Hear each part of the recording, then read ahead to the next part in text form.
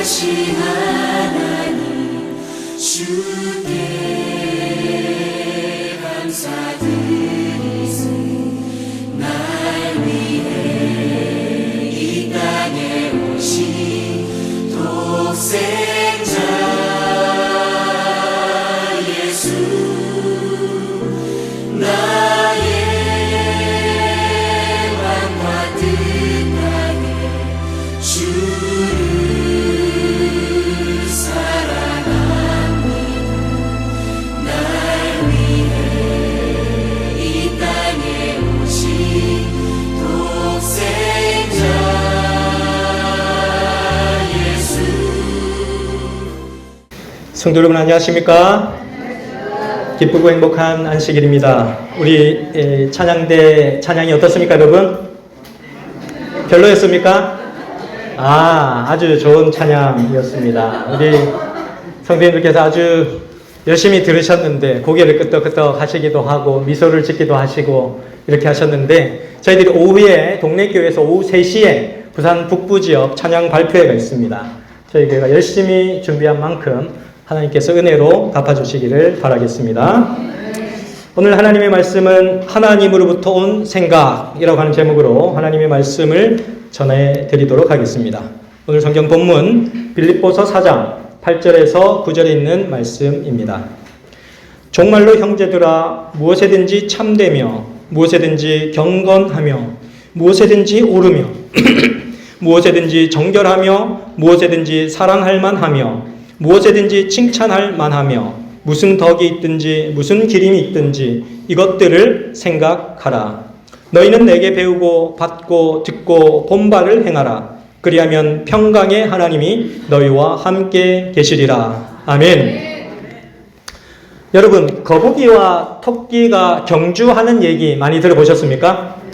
네, 거북이와 토끼가 경주를 해서 누가 이겼습니까?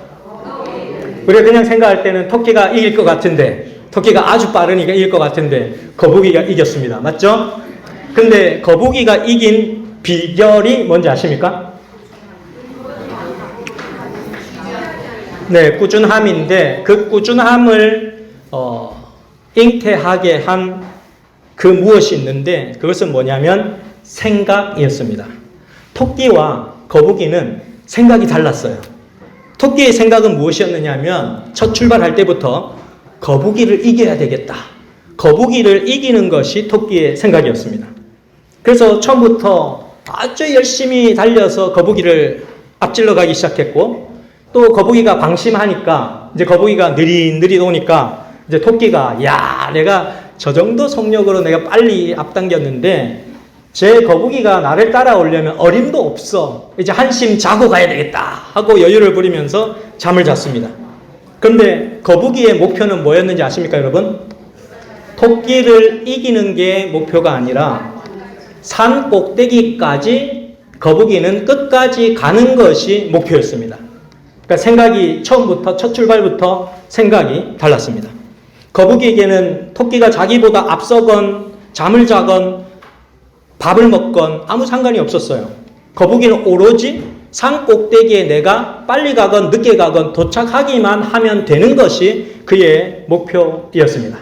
그래서 주유와는 상관없이, 나보다 앞서가는 사람이 있건 없건 그것과는 상관없이 그는 꾸준하게 그의 길을 갔던 것입니다. 처음부터 생각이 다른 그런 토끼와 또 거북이의 출발점을 우리는 보게 되는데요. 하늘을 목표로 사는 사람들은 생각이 달라야 합니다. 거북이가 한 생각과 토끼가 한 생각들을 여러분 잘 생각하시면서 오늘 하늘을 그리워하는 우리가 어떤 생각을 가지고 살아야 할지를 한번 생각해 볼 수 있는 시간이 되시면 참 좋겠습니다.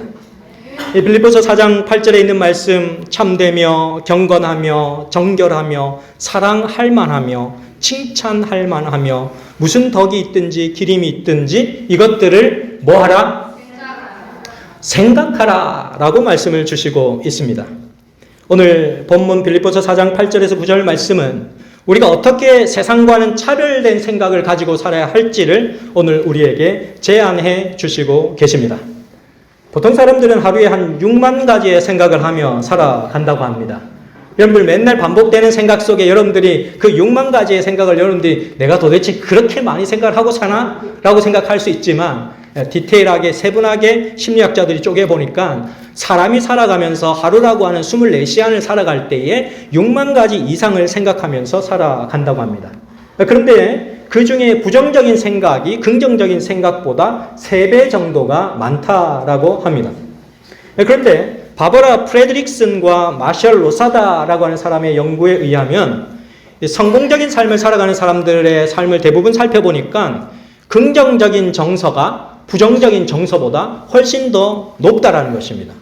긍정적인 생각들을 3배 이상 많이 하고 살아가는 것입니다. 저는 오늘 성경 본문에 나타난 긍정적인 생각 7가지를 여러분들에게 요약해 드리면서 어떻게 그리스도인들이 부정적인 생각을 긍정적인 생각으로 바꾸어 갈 수 있는지를 말씀을 드리고자 합니다. 오늘 여러분들이 읽으신 이 빌립보서 4장 8절에서 9절에 있는 말씀을 보시면 7가지의 긍정적인 하늘로부터 온 생각들이 있습니다. 그것은 참된 것이고 경건한 것이고 옳은 것이고 정결한 것이고 사랑할 만한 것이고 칭찬받을 만한 것이고 덕과 기림이 있는 것입니다. 이 7가지 모든 생각들은 하나님께로부터 온 거예요. 하나님의 품성의 조각들입니다. 하나님의 품성의 조각들이기 때문에 우리의 마음속에 이 생각을 받아들이면 받아들일수록 우리의 마음은 긍정적으로 변화되게 되어 있습니다. 여기 진실, 거룩, 순결, 사랑, 격려 이런 것들이 나타나고 7번째는 덕과 기림이 있는 것이다 이렇게 기록을 하고 있는데 이거를 원어로 보게 되면 우리 한글로 번역할 때는 덕과 기림이 있다 이렇게 표현했지만 원어로 보게 되면 하나님께 영광이 되는 생각들 이렇게 번역을 할 수 있습니다.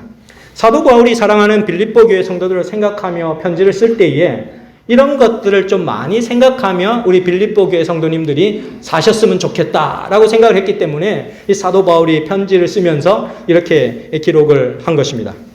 본문 내용을 통해서 그러면 우리가 어떻게 좀 더 긍정적인 삶을 살아갈 수 있을지 한번 살펴보도록 하겠습니다.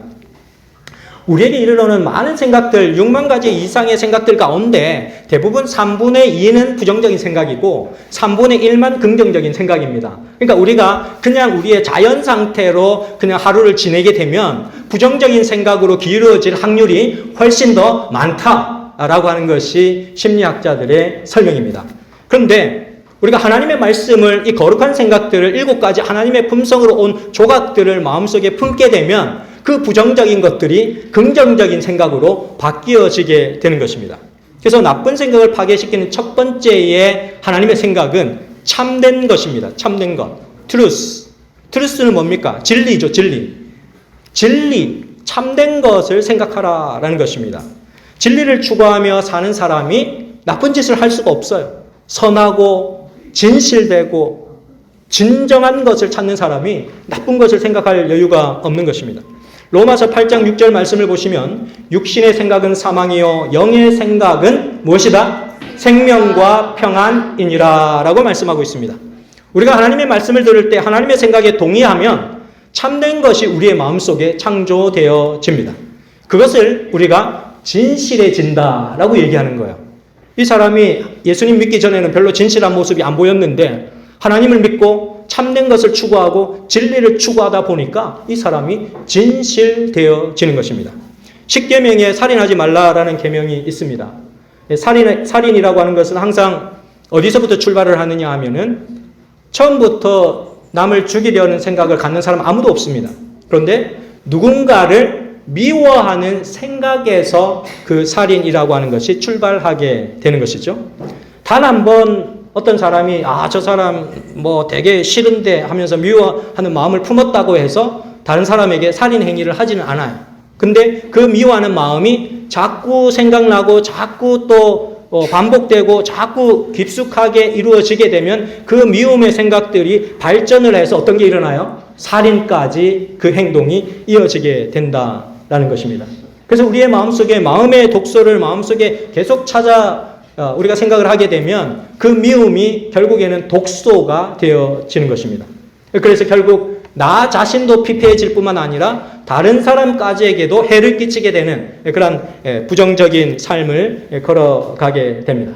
그렇기 때문에 사도 바울이 오늘 우리에게 주신 이 7가지 하나님의 품성으로부터 온 생각들에 우리의 생각을 집중하게 될 때 하나님의 말씀으로 우리는 우리의 생각을 통제할 수 있습니다. 그래서 하나님을 믿는 사람은 마음속에 그러한 미움과 부정적인 생각들이 찾아올 때 얼른 그 미움의 생각들을 하나님의 말씀으로 파괴시켜야 하는 것입니다. 어떻게 그렇다면 우리의 마음속에 생긴 이 미움의 감정을 파괴시킬 수 있을 것인가 한번 생각해 보도록 하겠습니다.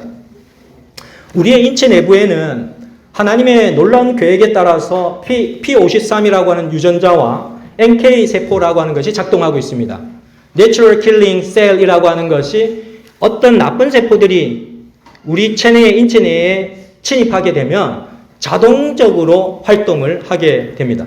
제일 먼저 이것들은 체내에서 침입한 암세포들이나 그런 나쁜 세포들을 발견하면 신원을 확인하게 되는데 이게 친구인지 적인지 우군인지 아군인지를 이렇게 판단하는 그러한 역할을 하게 됩니다.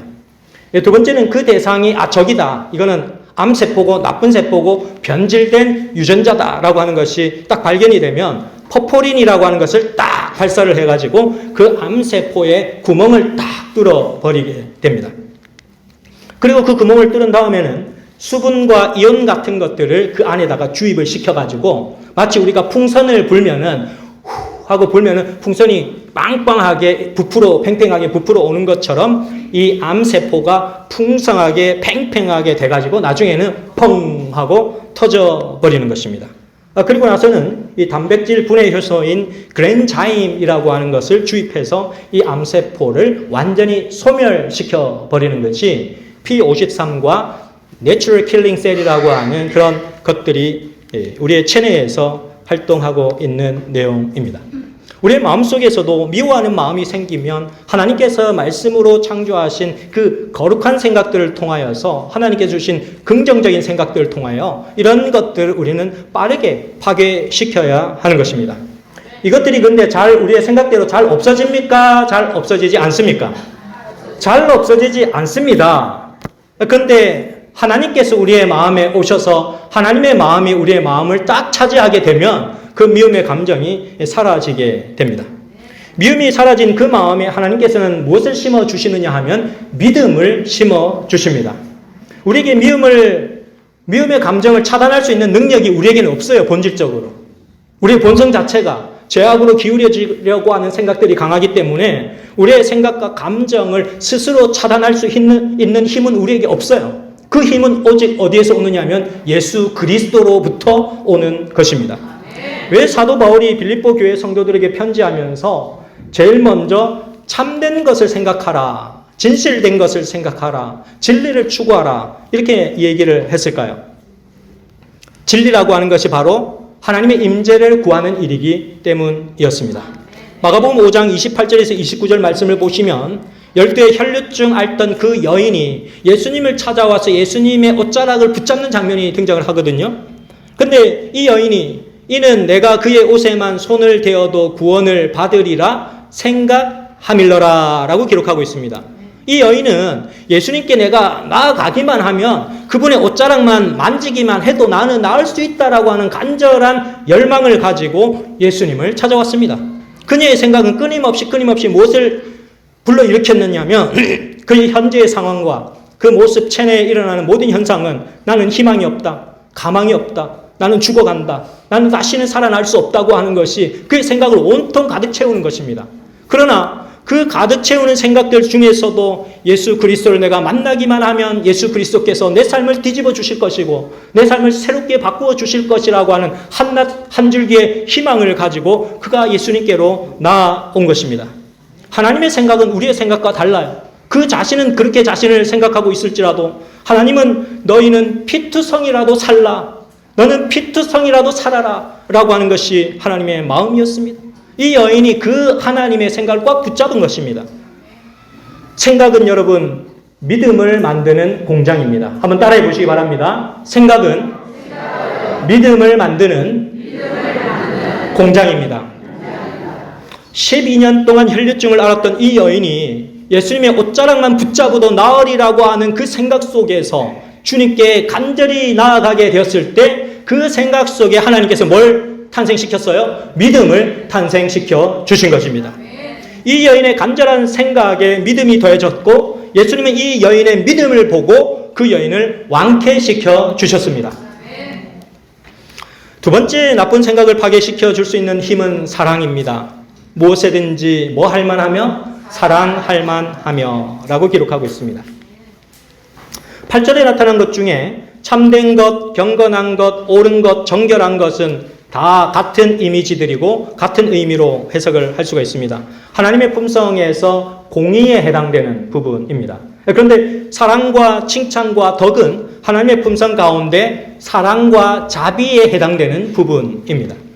울산대학교 법학과 교수인 이정훈 교수는 예수님을 핍박하고 또 아내가 교회 열심히 다니는데 본인은 정말 왜 사람들이 예수님을 믿는지 하나님을 믿는지 도저히 알지 못하겠다라고 얘기를 하시면서 어떻게 하면 아내가 교회로 못 나가게 좀 할 수 있을까라는 것들을 생각하면서 절에 가서 열심히 연구를 하시고 이렇게 하시던 분이셨습니다.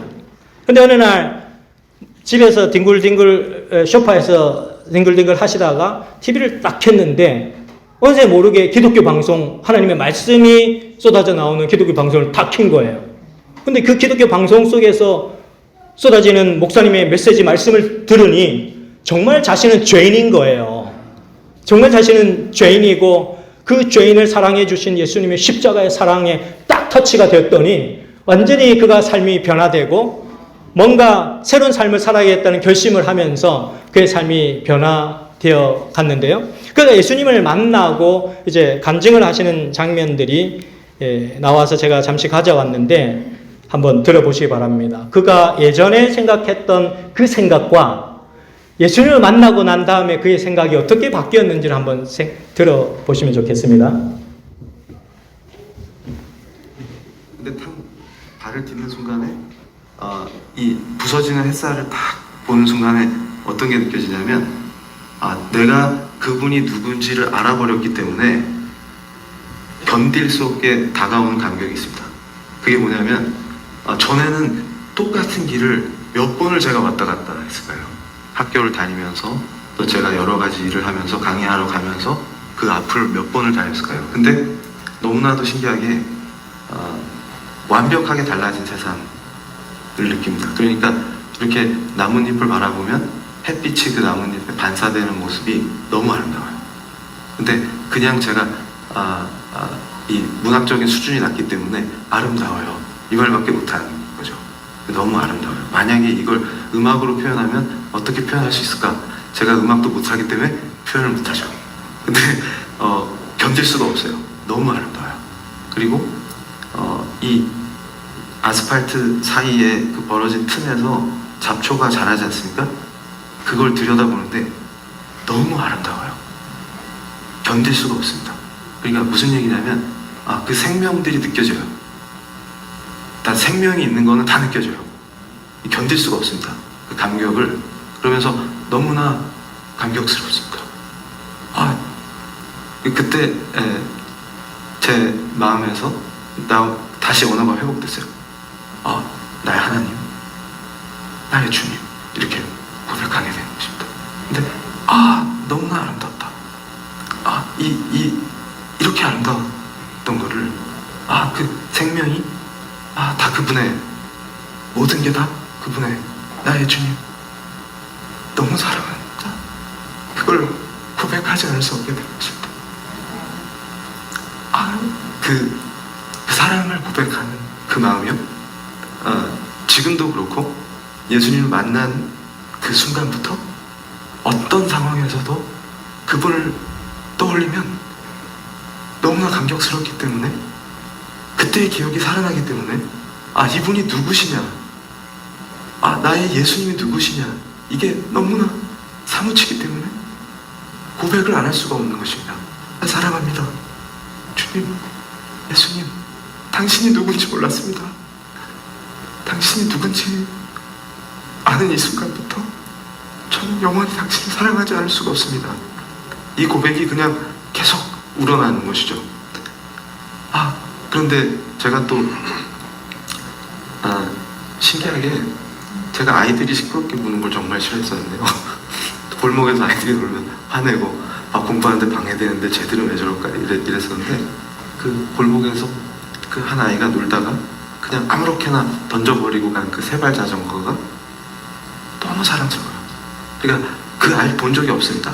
근데 그렇게 엎어져 있는 그 세발 자전거를 보는데 그걸 가지고 놀았을 그 아이가 너무나 사랑스럽기 때문에 견딜 수 없이 사랑스러운 거예요. 그래서 예수님을 만나기 전에 저였다라면 이 꼴 봐, 가정교육을 이따위로 시키니까 이 모양이지 이렇게 했을 텐데 그 아이가 너무 사랑스러운 거예요.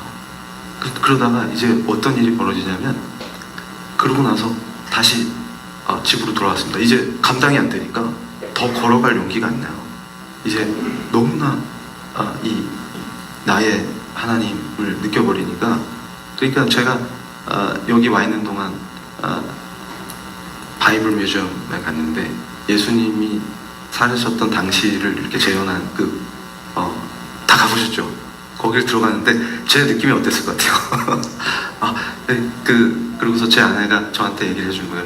여기 예수님이 다니시면서 사역했던 지점을 표시해 놓은 그림이 있다 이러는 거예요. 그래서 그 그림을 딱 보는데 그 벤치가 이렇게 만들어져 있는데 거기 이렇게 엉덩이를 안까지 다 못 걸치고 끝에만 살짝 걸치고 그걸 딱 보는데 나의 예수님이 다니셨을 그곳을 상징화 시켜놓은 그것만 봐도 가슴이 저려옵니다. 그러니까 그게 뭐였냐면, 제가 처음 예수님을 만났을 때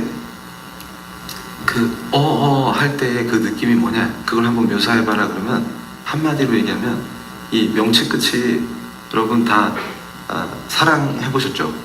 사랑하는 상대가 생길 때 이게 아픈 건 아닙니다. 근데 뭔가 저려오는 느낌인데, 이게 어떤 한 여인이나 한 사람을 처음 사랑하게 될 때의 그 저림에 곱하기 0을 엄청 붙이는 그 느낌을 딱 갖고 있으면 이걸 뭐라고 설명할 수 없게 가슴이 저려오는 그 상태로, 그리고 하나님이 지으신 세계에서 그 나의 하나님이신 예수님께서 그 모든 생명과 창조에 다 관여하신 바로 그 창조주라는 게 딱 느껴질 때 그것이 확 울컥하면서 고백이 다시 언어가 회복되면서 나의 주 나의 하나님이라는 그 고백이 나오게 된 때부터 다른 인간이 되어 있는 거죠. 예전에는 모든 것을 합리적인 생각과 논리로 가치를 정했던 한 사람이 예수님을 만나게 되면서 예수님의 사랑에 접촉되기 시작하자 그가 생각하고 있었던 모든 예전의 생각의 구조가 깨어지기 시작하는 것입니다. 예수님의 사랑이 그의 삶을 송두리째 덮기 시작하면서 예수님의 사랑으로 그의 삶이 재창조되어지는 모습을 보게 되는 것입니다. 예전에 흐트러져 있고 아이들이 장난치다가 자전거 타다가 자전거가 엎어져 있고 막 이렇게 있으면 그것 자체를 보는 것만으로도 짜증이 나고 화가 나고 기분이 나빠졌는데, 예수님의 사랑에 딱 접촉되고 나니 그 한 아이가 그 어떤 즐거움을 위해서 가지고 놀았을 그 모습의 흔적만 보아도 마음이 기쁘고 행복해지더라 라고 하는 이런 고백을 하고 있습니다. 춤추시는 하나님 57페이지에 보게 되면, 다른 사람이 너를 좋아하든 말든 나는 너를 사랑한다. 너는 내 것이다. 내가 내 안에 사는 것처럼 너도 내 안에 살아라 라고 우리 주님은 말씀해 주시고 계십니다. 하나님께서 우리를 얼마나 사랑해 주시는지를 알게 되는 그 순간 우리의 생각은 바뀌어지게 됩니다. 내가 생각하고 있던 예전의 가치관들이 달라지기 시작하는 것입니다. 하나님께서 나를 가장 사랑하시기에 나만이 가지고 있는 가장 독특한 나만의 사랑을 가지고, 나만의 품성을 가지고, 나만의 삶을 가지고 그분께 영광을 돌려드릴 수 있는 삶을 살아가게 되는 것입니다. 요한일서 4장 16절 말씀해 보시면, 하나님이 우리를 사랑하시는 사랑을 우리가 알고 믿었느니 하나님은 무엇이라? 사랑이시라 라고 말씀하고 계십니다. 제가 미국에 가서 3년 동안 공부를 하는 동안 이제 학교 수업이 마쳐지고 방학이 되면 아이들을 데리고 천년계로 나아가서 하나님께서 만드신 창조 물들을 볼 수 있는 귀한 시간들을 갖게 되었는데, 여기는 미국의 나야가라 폭포입니다. 어르신들이 좋아하시는 나야가라 폭포. 나이야 가라. 나야가라 폭포입니다. 그래서 여기 딱 갔는데, 야, 너무 이 폭포가 웅장한지 너무너무 아름다워, 진짜. 너무너무 하나님께서 만드신 이 창조물을 보니까 너무너무 놀랍고 웅장하고, 야, 하나님 위대하시다라는 생각이 들어요. 근데 제가 페루에 이제 선교사로 갔을 때에 한 번은 브라질, 파라과이, 아르헨티나 세 나라에서 이제 목사님들과 장로님들께서 저희 선교사 두 사람을 초청을 해 주셔가지고 그쪽에 가서 간증을 할 수 있는 기회를 가졌는데, 아르헨티나 교회도 방문하고 파라과이 교회도 방문하고 브라질 교회도 방문하는 그런 기회를 가졌는데, 이렇게 하다 보니까 이제 순서를 다 마치고 나서 파라과이에 계시는 우리 성도님들께서, 우리 선교사님들 여기까지 오셨는데 세계 7대 불가사의 중에 하나인 이거스 폭포를 안 보고 가시면 안 됩니다 라고 하셔가지고 저희를 데리고 이거스 폭포에 데리고 가서 이거스 폭포를 보여주시는데, 와, 너무너무 광대하고 아름답고 영화 미션에 나오는 배경입니다. 너무너무 아름다운 그 모습을 보면서 감탄을 했었었는데, 이 미국의 나야가라 폭포를 보니까 이 나야가라 폭포도, 야, 하나님께서 살아계시지 않으면 어떻게 이러한 자연의 모습들이 형성될 수 있었을까라고 하는 그런 귀한 생각들을 하게 되었습니다. 그래서 우리가 이런 하나님께서 만드신 천년계의 아름다움의 그 아름다운 광경을 보는 것만으로도 여러분, 우리의 생각이 달라지게 됩니다. 그래서 엘릭 브루스라고 하는 분은 일상 그 매혹적인 예술이라고 하는 책을 쓰셨는데, 그 책의 195페이지에 보게 되면 이렇게 기록합니다. 흔히 아름답다라고 일컬어지는 생생한 만남의 중심에는 언제나 감탄이 있다. 이 아름다움을 경험하기 위해서는 감탄하는 능력을 이용하고 그 능력을 되살려내야 한다라고 얘기하고 있습니다. 우리가 하나님의 위대하심을 보고 한 번씩 그 아름다움을 보고 감탄하고 감격하고 할 때마다 우리의 체내에 무엇이 쏟아져 내립니까? 엔돌핀이 쏟아져 나옵니다. 그때부터 밥맛이 좋아지고 생활에 활기가 돌고 무엇에든지 뭔가 다 해낼 수 있을 것 같은 자신감이 찾아듭니다. 그 능력이 무엇인지 아십니까, 여러분? 사랑의 능력입니다. 이렇게 우리 이제 방학이 되면 어린 아이들을 데리고 이렇게 미국의 이곳저곳을 이제 하면서 가는 곳곳마다, 야, 어떻게 하면 이렇게 아름다운 세상이 있을 수 있을까라는 생각들을 하게 되었는데, 뇌에서 그냥 긍정 호르몬이 계속 쏟아져 내리는 것 같아요. 뭔가 기분이 좋아지고 행복해지고 몸 전체가 뭔가 이 아름다운 광경에 반응을 하는 듯한 그런 느낌이 생겼습니다. 그런데 한 의학 연구에 따르면 우리의 몸을 구성하는 가장 작은 단위인 이 세포, 분자, 원자, 쿼크 이런 것들을 살펴보게 되면 그런 것들은 그들 상호 간에 끊임없는 커뮤니케이션을 한대요. 서로 신호를 주고받고 우리가 막 친한 친구와 막 속닥 재밌는 얘기를 막 주고받고 하는 것처럼 끊임없는 커뮤니케이션이 그 세포와 세포 간에, 그리고 분자와 분자 간에, 원자와 원자 간에, 쿼크와 쿼크 간에 이루어지고 있더라는 것입니다. 오리슨 스웨든 마든이라고 하는 사람이 성공으로 가는 생각 법칙 278페이지에 이런 글을 썼습니다. 마음에 떠오르는 생각은 그 무엇이든 우리의 온몸에 새겨져 세포는 물론이고 성격, 표정, 외모에 영향을 준다. 그 어떤 생각도 몸의 수십억 세포에게 즉각적인 영향을 미치지 않는 것이 없다라고 기록하고 있습니다. 여기가 어디인지 아십니까, 여러분? 여기가 하이름 에디슨의 농장입니다. 하이름 에디슨이라고 하는 인물 들어보셨습니까? 1844년 제7안실 예수재림 성도들이 예수 그리스도께서 1844년 10월 22일 날 이 땅에 재림하시리라는 부푼 기대를 가지고 그들이 기도하면서 예수님이 오시기를 간절히 기다렸는데 그날에 예수님께서 오시지 않고 그날이 지나가 버렸어요. 그래서 그들은 모든 것에 집중해서 예수 그리스도께서 오시기만을 기대했는데 그날이 그냥 지나가게 되면서 많은 사람들이 허탄과 또한 아픔과 실망과 좌절 속에 빠지게 되어서 3분의 1은 그 무리로부터 흩어져 떨어져 나가고 3분의 1은 다시금 우리가 성경을 보면서 왜 우리가 이날 1844년 10월 22일에 예수님께서 재림하시리라고 하는 기대를 가졌는데 예수님께서 오시지 않았는가? 라고 하는 것들을 곰곰이 성경 말씀을 통해서 그들이 그 답을 찾아가기 시작했습니다. 그런데 하이름 에드슨이라고 하는 한 인물이 이제 자기의 농장을 걸어가는데 하늘로부터서 옥수수 밭을 거닐고 있는데 하늘에 놀라운 빛이 이르러 와서 하늘 성소의 기별을 깨닫기 시작한 것입니다. 그래서 다시 성경을 살펴본 결과 다니엘서 8장 14절의 의미를 제대로 깨닫게 되었고 예수 그리스도의 재림 운동이 더욱더 뜨겁게 불부터 올랐던 재림교회의 역사적인 유적지 가운데 한 장소가 바로 이 하이름 에드슨의 농장입니다. 근데 그곳을 저희들이 찾아가 봤더니 아무것도 없어요. 옥수수 밭만 쫙 넓게 옥수수 밭만 이렇게 있고 한 농장이 그냥 하나 있고 그게 다예요. 그래서 야 여기서 우리가 뭘 구경하지? 이러고 있다가 아이들하고 열심히 이제 뛰면서 아이들 야 뛰어라 내가 사진 찍어줄게 해가지고 이제 아이들이 즐겁게 뛰고 놀고 하는 장면입니다. 우리 큰아들 수빈이가 저렇게 높이 하늘을 날자 둘째 수림이가 자존심을 상해서 나도 이를 악물고 점프를 합니다. 그래서 이렇게 공중부양을 시도합니다. 그랬더니 야 엄청난 에너지를 갖고 우리 수림이가 이제 하늘로 부상을 했는데 이제 질세라 하늘에 이렇게 공중부양을 하고 있는 장면입니다. 근데 이렇게 하고 있으니까 우리 막내 수연이가 가만히 있겠습니까? 나도 형들에게 질세라 하늘로 높이 치솟습니다. 슈퍼맨인지 아톰인지 로켓 모양을 하면서 하늘로 치솟는 우리 아들 막내 수연이의 모습을 보게 됩니다. 어린이들을 잘 보면 아이들은 별거 아닌 것 가지고도 잘 놀아요. 그냥 낄낄낄낄 대면서 그냥 길거리에 뭐 낙엽 하나가 굴러가는 모습을 보면서도 낄낄대고 웃으며 장난을 치는 것이 아이들의 모습입니다.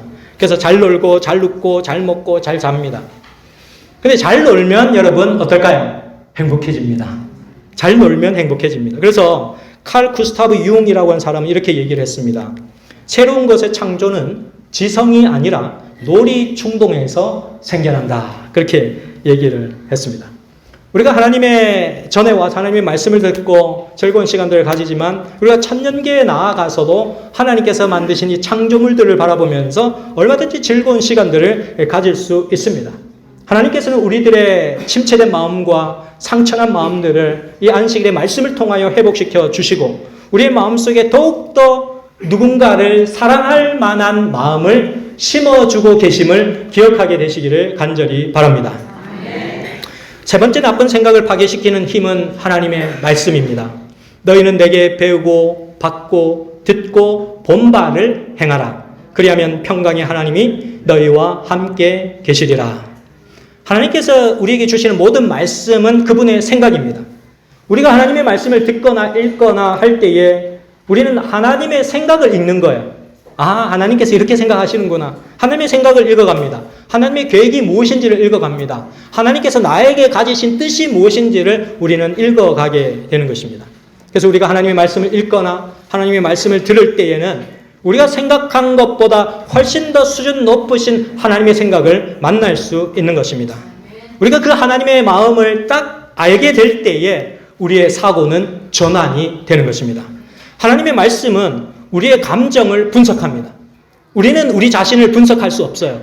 우리는 우리 자신의 의지로 우리의 감정을 분석하고 그것을 대처할 능력이 없습니다. 그러나 하나님의 말씀은 그 감정을 분석하고 그 감정을 다스릴 수 있는 능력을 우리에게 허락해 주시는 것입니다. 고린도후서 10장 5절 말씀을 보시면 사도 바울은 이렇게 얘기하고 있습니다.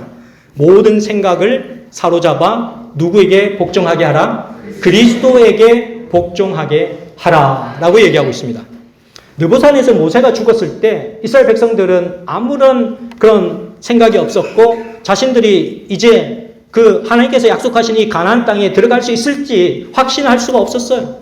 가나안에 이제는 우리는 모세가 죽었으니 들어갈 수 없다라는 생각들이 팽배하게 돌 때였습니다. 그런데 그들 앞에 시퍼런 요단강이 있었는데 그 요단강이 갈라지고 차례로 여리고성이 무너지고 아이성이 무너지는 그런 모습을 보면서 그들은 가나안에 엄청나게 키 큰 사람들이 있었고 힘이 센 아낙 족속들이 있었고 그렇기 때문에 그들의 마음속에서는 자연히 부정적인 생각이 들 수밖에 없었어요. 어떻게 우리가 이 가나안 땅에 우리 힘으로 들어갈 수 있는가라고 하는 생각들을 자연스럽게 할 수밖에 없었던 것입니다. 그런데 그 순간 하나님께서 이스라엘 백성들에게 그 부정적인 생각을 긍정으로 바꿔주신 것이 무엇이었는지 아십니까, 여러분? 하나님의 십계명이 담긴 언약궤였습니다. 하나님께서는 이스라엘 백성들 공동체에 하나님의 언약궤를 제일 앞에 진중에 세우도록 하시고 요단강을 건널 때든지 이스라엘 백성들이 어디 여리고성을 돌 때든지 항상 하나님의 언약궤를 제일 먼저 앞세우고 그 성을 돌고 요단강을 건너도록 하나님께서 계획해 주셨습니다.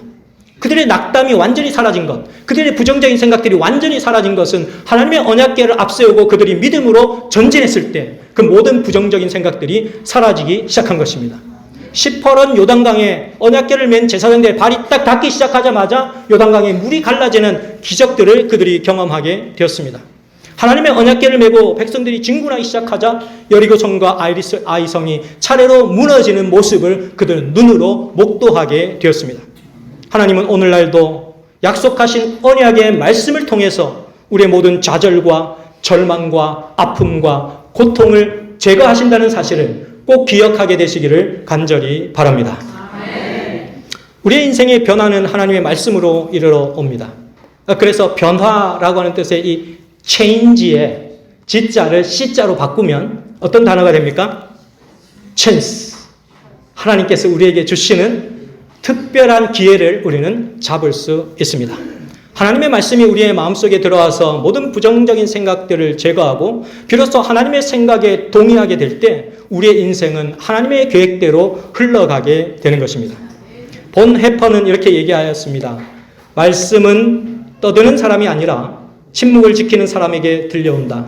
우리는 말씀을 듣기 전에 침묵한다. 왜냐하면 우리의 생각이 말씀을 향하고 있기 때문이다. 우리는 말씀을 들은 후에도 침묵을 지킨다. 말씀이 아직도 우리 안에서 말하고 살며 거처를 만들고 있기 때문이다. 우리는 하루에 이른 아침에 침묵을 지켜야 한다. 첫 말씀은 하나님의 것이 되어야 하기 때문이다. 그리고 우리는 잠자리에 들기 전에 침묵한다. 마지막 말씀도 하나님의 것이기 때문이다. 사랑하는 서명교회 성도 여러분, 여러분들의 삶의 새로운 창조가 하나님의 말씀으로부터 이루어진다는 사실을 기억하게 되시기를 간절히 바랍니다.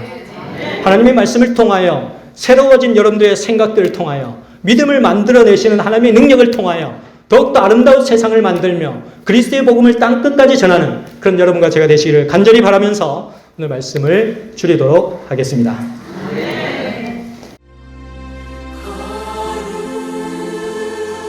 거룩하신 하나님 주